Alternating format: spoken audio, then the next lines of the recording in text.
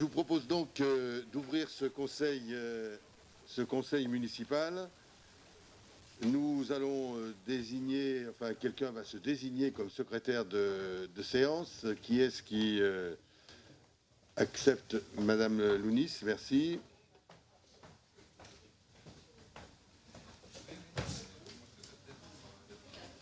Ah, il y a des...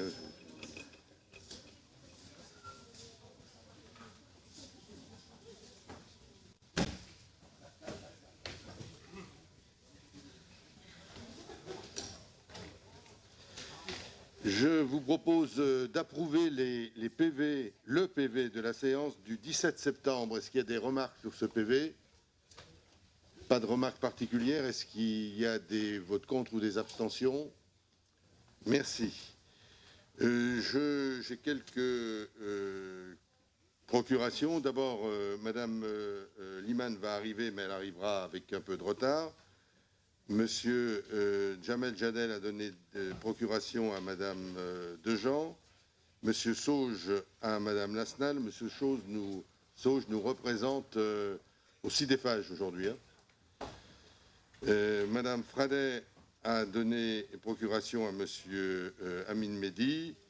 Monsieur Minkela à Monsieur Boucher. Et Monsieur Loiseau à Madame Géraldine Valette. On a quelques absents dans nos rangs. Pas mal de réunions avec les écoles ce soir. Très bien. Je vous avais bien sûr les décisions prises en application de l'article L2122- Qui?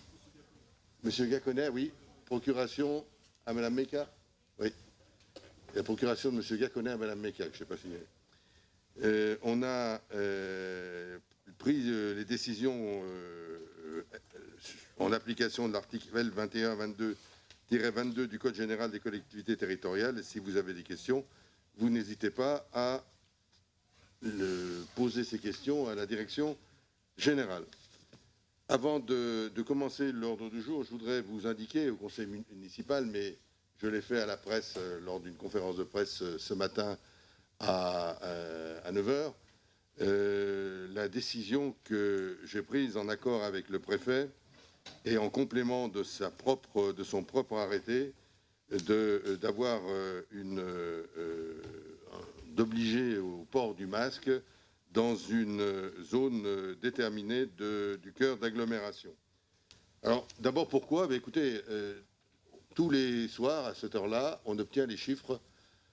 L'ARS, l'Agence régionale de santé, nous communique les chiffres des taux d'incidence, taux de positivité et taux d'incidence pour les personnes fragiles. J'ai communiqué des chiffres ce matin à la presse, c'était ceux d'hier 18h, et j'ai ceux d'aujourd'hui 18h. Et c'est très symptomatique. Taux d'incidence, vous savez, le nombre de cas pour 100 000 habitants, ce matin, enfin hier soir, il était à 106,6, il est ce soir à 126,9. Premier chiffre. Deuxième taux d'incidence pour les personnes fragiles, il était à 66 pour 100 000 habitants hier, il est à 78,8. Et le taux de positivité, c'est le troisième élément, il était à 9,7% hier, il est à 11,2%. Vous voyez que les chiffres sont en situation exponentielle, on pourrait dire, pratiquement. Et donc, il est important de prévoir des décisions. Par ailleurs, on sait aujourd'hui, et je l'ai vu avec au CHAL, au Centre hospitalier Alpes-Léman, dont je préside le conseil de surveillance, que la situation est difficile dans les hôpitaux aujourd'hui.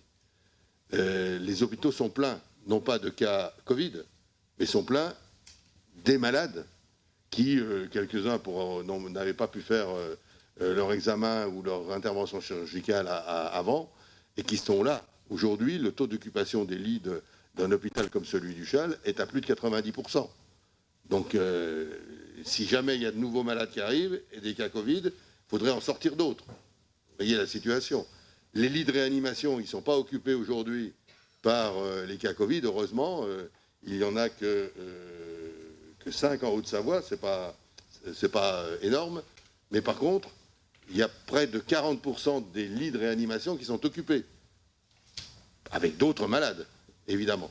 Donc tout cela fait qu'on se doit de tout faire pour limiter la pandémie, freiner la pandémie.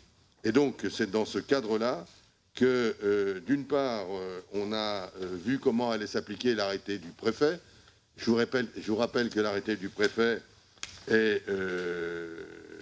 qu'il a pris et qui est en application depuis mercredi, depuis hier, il maintient évidemment les considérations pour les rassemblements, réunions et activités qui mettent en présence plus de 10 personnes, où le masque est obligatoire. Le masque obligatoire sur les marchés publics de plein air, des brocantes et les vides-greniers, ce qui était déjà le cas d'un arrêté précédent. Et il ajoute deux données. La première, c'est sur les parcs de stationnement des centres commerciaux ou hypermarchés et aux abords de ces établissements dans un périmètre de 50 mètres. Nous, le seul centre commercial concerné par cet arrêté, c'est le centre autour de Géant. Voilà. Là, il y a une zone où le masque est obligatoire. Et puis, il a ajouté également dans son arrêté les établissements scolaires de premier et de second degré, donc école, collège, lycée, et d'enseignement supérieur, et les gares de transport, donc la gare, évidemment, toute l'esplanade de la gare, l'esplanade François Mitterrand autour de la gare est concernée. Voilà. Donc ça, c'est la première application, c'est cette décision du préfet.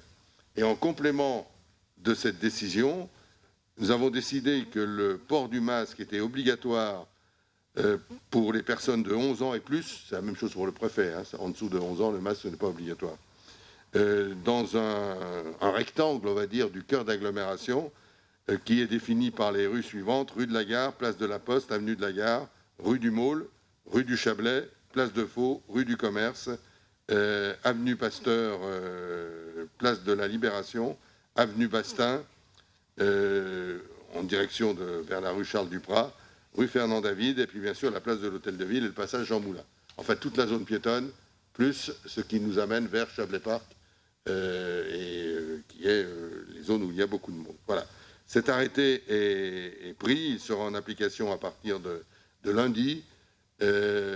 Théoriquement, on aligne cet arrêté sur les dates du préfet, c'est-à-dire qu'il est valable jusqu'au 30 octobre, mais le préfet, comme celui du préfet, mais il suffit d'un arrêté pour le renouveler de 15 jours en 15 jours. C'est malheureusement sans doute ce qui sera nécessaire de faire.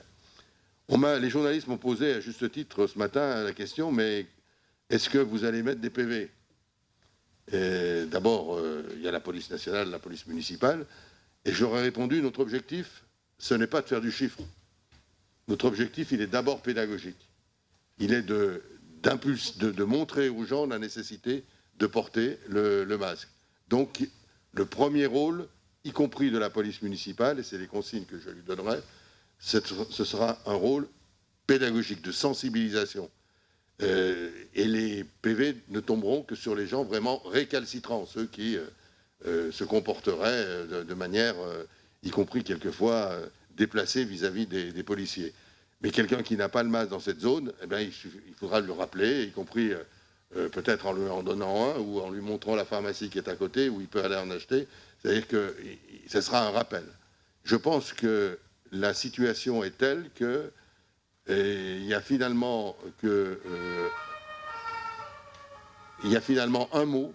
un mot qui est très fort, c'est la responsabilisation individuelle de chacun.